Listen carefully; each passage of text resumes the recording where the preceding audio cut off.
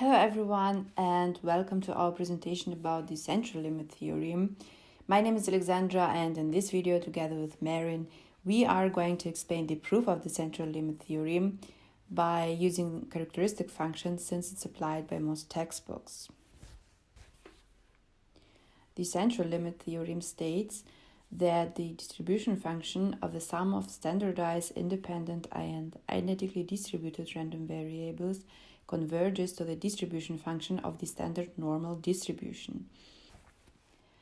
The key observation is that we don't need to know anything about the distribution of these random variables except that the random variables have a finite variance.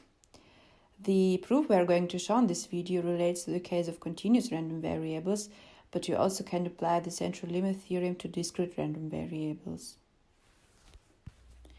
The idea of the proof is to show the pointwise convergence of characteristic function of the sum of independent and identically distributed random variables to that of a standard normal distributed random variable.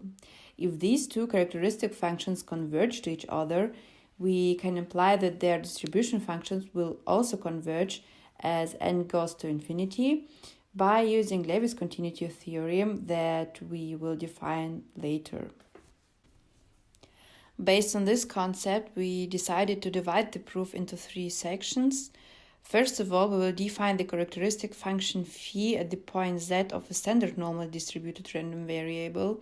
Secondly, we will derive the characteristic function of the sum of independent and identically distributed random variables. And finally, we will check the convergence of this characteristic function.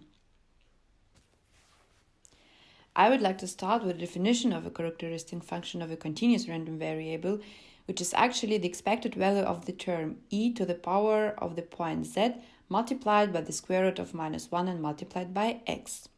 This equation can also be written as the integral from -infinity to +infinity of the mentioned e term multiplied by the density function of variable x.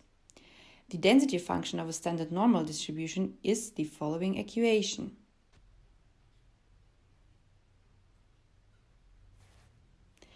By applying this density function to the definition of the characteristic function from above, we get the characteristic function of a standard normal distributed random variable. After some mathematical simplifications, we can define the characteristic function as e at the power of -1/2 multiplied by z to the square. The next step is to derive the characteristic function of the sum of independent and identically distributed random variables. To simplify the derivation, we will first derive the approximated characteristic function of random variable x. These can be applied by using the Taylor series to approximate the e term that we already have seen in the definition of a characteristic function. The Taylor series for an exponential function is defined as follows. We now substitute a with the exponent of our e term, and after some simplification that you see here, we get 1 plus z multiplied by the square root of -1 and x, minus a half multiplied by z to the square and x to the square, and so on. Using this approximation, we rewrite our initially defined characteristic function as follows. We substitute the e term with the approximation from above, simplify this equation by generating single integrals of each component of the approximation, and finally obtain this term. Next step is the deriving of the characteristic function of the sum of independent and identically distributed random variables. Alright, let us now assume a sequence of independent and identically distributed random variables. Identically means in this case if the first random variable is, for instance, exponential distributed, so the second, third, and so on random variable will also be exponentially distributed. Furthermore, suppose for each of a random variable an expected value mu and a variance sigma to a square. Thus, we can standardize a sum of n random variables by subtracting the expected value n times mu and dividing by square root of n times sigma. We obtain now a standardized random variable. Because of standardizing by linear transformation, we are allowed to assume for Zn, without loss of generality, an expected value of 0 and a variance of 1.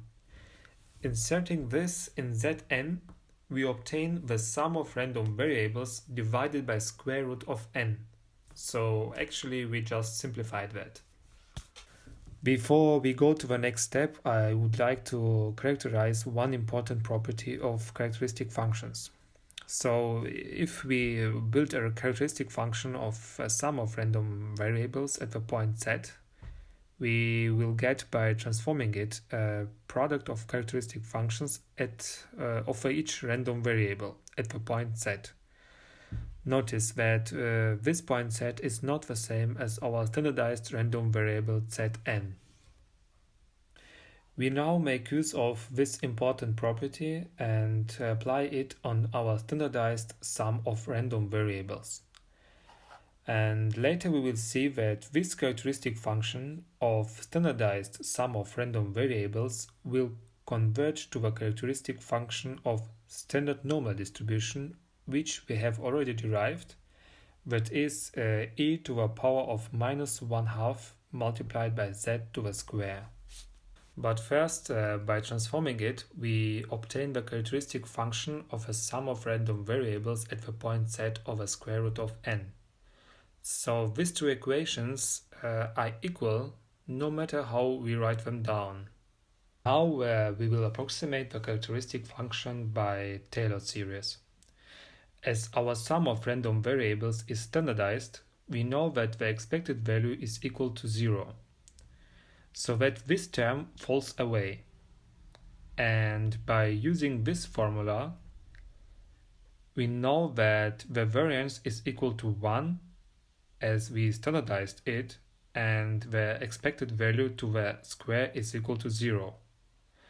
So we get the expected value of x to square is equal to 1.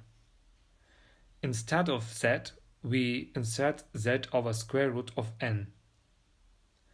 And as you now have a sum of n random variables, all this approximation is to the power of n. And finally, we reached the last step of our proof. Now we are going to check the convergence of a characteristic function from above. As n goes to infinity, the remainder of a function converges to 0, so that we only have this term left. To find out the limit of this term, we use the alternative definition of an exponential function, which is the limit of 1 plus y over n to the power of n. By applying this definition to our function, we get e to the power of minus 1/2 multiplied by z to the square. Here you can see that this e term equals exactly the characteristic function of a standard normal distributed random variable. To connect this pointwise convergence of the two characteristic functions with the convergence in distribution of the random variables, we make use of a Levis continuity theorem. The Levis continuity theorem states that the pointwise convergence of characteristic functions of a sequence of random variables to the characteristic function of a random variable x implies also convergence in distribution.